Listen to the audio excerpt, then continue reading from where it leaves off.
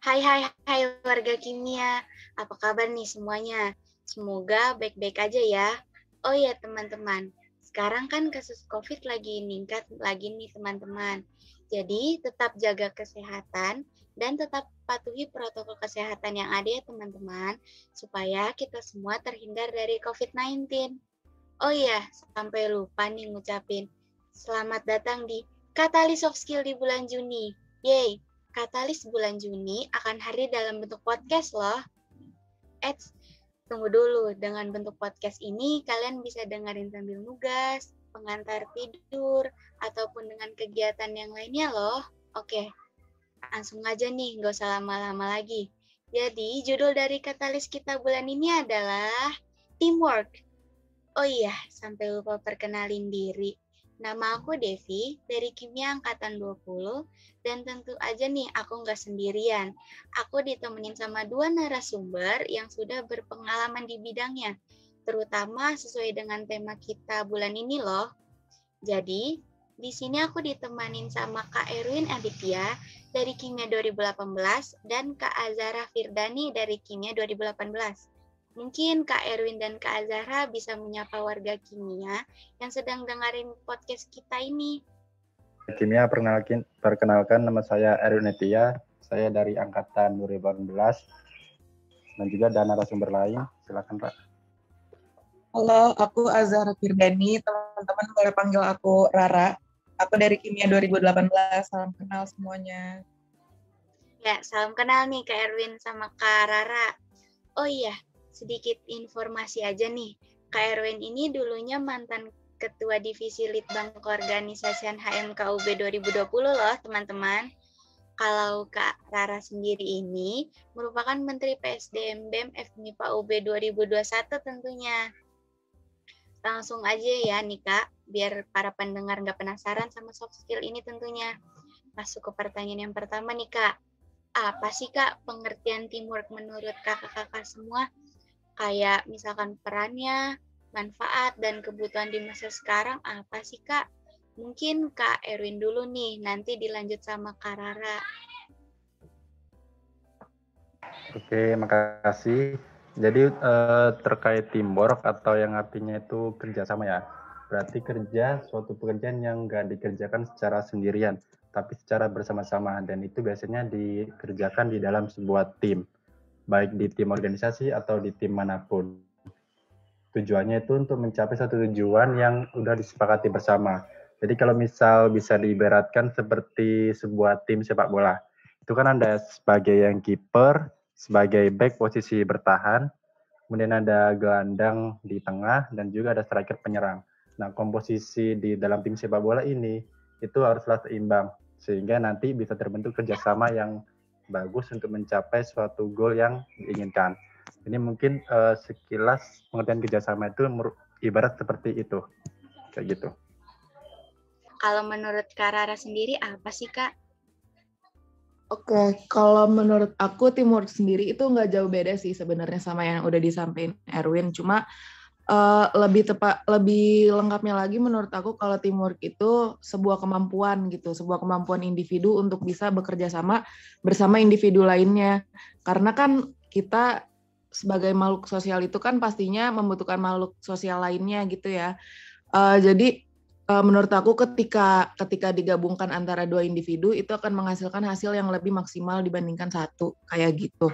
Dan kalau misalnya teman-teman tahu beberapa waktu yang lalu itu ada yang merger kan dari 2 startup besar di Indonesia, itu merupakan salah satu bentuk dari teamwork yang mana nantinya hasilnya itu akan lebih maksimal daripada kemarin ketika mereka bekerja secara masing-masing kayak gitu. Ya, benar banget. Ya, masuk ke pertanyaan yang kedua nih, Kak. Menurut kakak-kakak, pentingnya teamwork dalam suatu organisasi apa sih, Kak? Oh iya, sama bagaimana nih, Kak, cara menurunkan ego di setiap anggota dalam suatu organisasi? Mungkin Kak Rara dulu nih yang ngejawab, baru Kak Erwin. Oke, kalau menurut aku pentingnya teamwork di organisasi itu penting banget sih, soalnya kan namanya organisasi kita nggak sendirian gitu ya. Dan kita juga kerjasama dengan banyak orang. Jadi menurut aku itu penting banget. Dan gimana caranya untuk menurunkan ego sebenarnya lebih ke sama-sama mendengarkan satu sama lain. Lebih refleksi diri kalau misalnya teman-teman ngerasa mau didengarkan, teman-teman juga harus mendengarkan orang lain terlebih dahulu. Dan kalau misalnya ada sesuatu yang selisih pandang gitu, itu bisa disatukan dengan komunikasi. Jadi intinya kalau di teamwork itu aku selalu menerapkan 3K, komunikasi, konfirmasi, dan koordinasi. Jadi ketika 3K itu ada, nanti teman-teman itu bisa menjalankan pekerjaan dengan koordinasi yang sangat baik kayak gitu.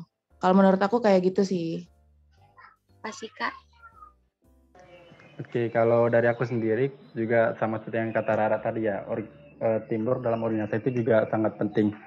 Bahkan nggak hanya di organisasi, tapi di seluruh apapun lah. Baik di contoh yang aku tadi, tim sepak bola itu juga suatu hal yang sangat penting. Tujuan juga sama, untuk mencapai tujuan bersama yang telah disepakati. Nah, kemudian bagaimana cara menurunkan ego ya? Di dalam sebuah organisasi, baik itu pun mau tim, pasti kita nggak hanya, misal di tim itu terdiri dari orang dari beberapa daerah. Misal aku dari Jawa, kemudian ada orang yang dari Sumatera, ada yang Kalimantan, ada yang dari Papua. Nah, masing-masing orang ini kan pasti punya pemikiran yang berbeda. Di mana dalam satu tim juga pasti ada beberapa kepala yang punya pemikiran yang berbeda. Nah, bagaimana cara menurunkan ego itu harusnya di setiap individu itu juga saling memahami, menghormati, dan menghargai setiap antar pikiran dari tiap-tiap orang. Memang nggak mudah karena ya banyak kepala, banyak pikiran, sehingga nggak bisa dihindari, itu pasti bakal terjadi terbentur lah pemikirannya. Perselisihan itu pasti hal yang wajar, nggak bisa dihindari. Tapi sesuatu yang sulit itu juga bukan berarti nggak bisa selama kita tahu caranya. Salah satunya itu tadi, kita harus menghargai dan menghormati ya pemikiran dari kepala-kepala ini, karena positifnya itu dari banyak pemikiran itu bakal lahir beberapa ide yang nanti bisa menjadi solusi buat permasalahannya itu. Seperti itu. Lanjut ke pertanyaan yang ketiga ya Kak. Gimana sih Kak cara untuk meningkatkan skill teamwork ini? Apakah harus sesuai dengan bidang yang kita inginkan atau tidak nih Kak? Mungkin Kak Erwin dulu nih yang bisa ngejawab, baru Kak Rara. Kita gantian Kak jawabannya. Oke, nggak apa. Oke, jadi pertama tadi cara ningkatin skill teamwork ya. Mungkin dari awal untuk ningkatin skill teamwork itu kita harus menyamakan visi misinya. Jadi antara visi misi anggota maupun ketua itu harus sama. Teamwork nggak akan bisa berjalan jika tujuan dari tiap orang itu berbeda-beda. Dapat dipastikan itu nggak akan mencapai target, dan pimpinan dan anggota itu harus punya visi misi yang sama. Kemudian cara untuk meningkatinya yaitu saling antara individu itu harus bisa membangun rasa saling percaya, karena rasa saling percaya ini merupakan hal yang mutlak. Nggak akan ada kerja tim yang sukses jika nggak saling percaya sesuai kemampuan masing-masing. Kemudian bisa juga untuk aktif komunikasi, ini juga nggak boleh dianggap hal yang sepele, karena jika komunikasinya macet itu pasti kerja timnya juga pasti bakal berantakan. Apalagi sekarang ini juga banyak media yang bisa dimanfaatkan ya. Walaupun kita nggak bisa bertatap muka, juga masih ada media Zoom atau Google Meet, atau bahkan juga bisa melalui grup WhatsApp. Kemudian untuk salah satu ningkatinya juga itu sebagai seorang pemimpin, mungkin itu juga patut memberikan apresiasi atau penghargaan kepada individu-individu timnya, yang agar mereka tuh merasa dihargai kerja keras mereka. Banyak juga bentuk buat apresiasi, entah itu jika dalam satu pekerjaan mungkin bonus, atau dalam organisasi mungkin sebagai staff terbaik bulan ini gitulah ya. Terus kemudian setiap individu itu harus memahami peran dan tanggung jawabnya. Mungkin yang sama pertanyaan kedua, apakah harus sesuai dengan bidang? Itu kalau dari saya sendiri ya, karena seperti contoh yang saya kasih di awal tadi, seperti tim sepak bola, nggak mungkin ketika pemain bertahan itu jarang terlihat ya oleh beberapa orang, karena kebanyakan striker lah yang mencetak gol dan namanya menjadi terkenal. Dan mungkin kadang timbul rasa ingin menonjolkan diri dari pemain bertahan ini. Aku juga ingin terkenal, aku memutuskan untuk ikut maju menyerang aja. Tapi alhasil malah bagian bertahannya itu yang rapuh sehingga kebobolan, sehingga tujuannya nanti nggak akal tercapai. Jadi apakah harus sesuai bidang? Menurut saya iya, karena walaupun dia pemain bertahan, ketika dia menjaga pertahanannya itu kokoh, itu juga tetap membantu penyerangnya untuk mencetak gol yang membantu mencapai tujuannya. Mungkin seperti itu kalau dari saya. Oke, kalau Kak Rara sendiri gimana nih Kak? Oke, kalau menurut aku tadi udah banyak banget sih yang dibilang Erwin dan aku setuju banget sama apa yang udah dibilang Erwin. Tapi mungkin aku nambahin sedikit, itu selain apresiasi juga harus ada evaluasi di dalamnya. Karena biar kita tahu juga kira-kira kita kurangnya di mana, lebihnya di mana, dan itu penting kayak gitu. Terus juga ini sih banyak-banyak eksplorasi dan belajar, karena dalam suatu tim itu perlu adanya pertukaran ide dan inovasi. Jadi menurut aku banyak-banyak belajar dan eksplor di tempat itu maupun di tempat lain itu sangat berpengaruh untuk hasil yang lebih maksimal dalam teamwork tersebut. Terus kalau misalnya harus sesuai bidang atau enggak, menurut aku depend sih. Kalau misalnya teman-teman ngerasa ada hal yang bisa teman-teman kembangkan di bidang lain, itu juga bisa menurut aku untuk menghasilkan kerjasama yang lebih baik lagi. Tapi emang harus memaksimalkan bidang teman-teman dulu. Jadi ketika bidang teman-teman dirasa udah maksimal, teman-teman bisa belajar di tempat lain dan bisa memaksimalkan bidang yang lain itu. Kalau menurut aku kayak gitu sih. Mungkin sebelum lanjut pertanyaan, aku mau nambahin juga dikit dari tadi terkait evaluasi ya. Karena menurutku evaluasi itu juga benar hal yang penting dan bakal lebih maksimal jika dilaksanainnya itu secara rutin. Karena kunci sukses kerja tim itu adalah salah satunya evaluasi. Juga dari sana bisa dilihat mana yang berjalan sesuai rencana dan juga mana yang perlu ibaratnya suntikan motivasi. Mungkin teman-teman itu bakal ada yang takut ya terkait eval nanti dimarahin atau dalam suatu kepanitiaan gitu ya.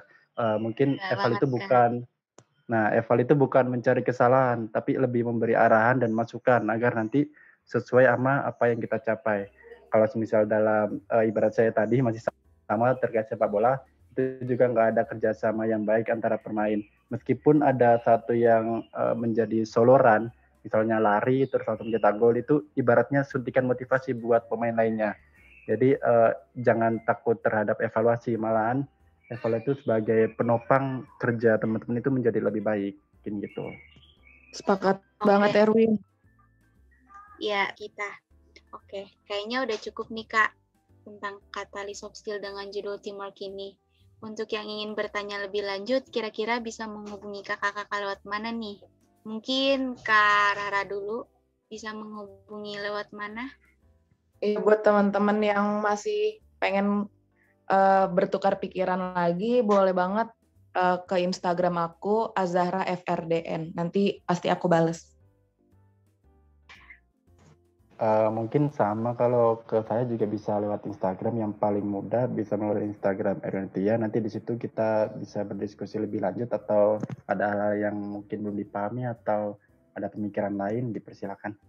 Nah, berarti teman-teman untuk menghubungi Kak Erwin dan Kak Azahra bisa lewat Instagram Kak Erwin dan Kak Azahra ya, teman-teman. Oke. Baik, terima kasih Kak Erwin dan Kak Azahra yang udah share tentang soft skill teamwork ini. Sampai jumpa di Katalis Soft Skill di bulan Juli. Tetap patuhi protokol kesehatan, stay safe and stay healthy. Katalis Soft Skill, let's upgrade your skill. Bye-bye.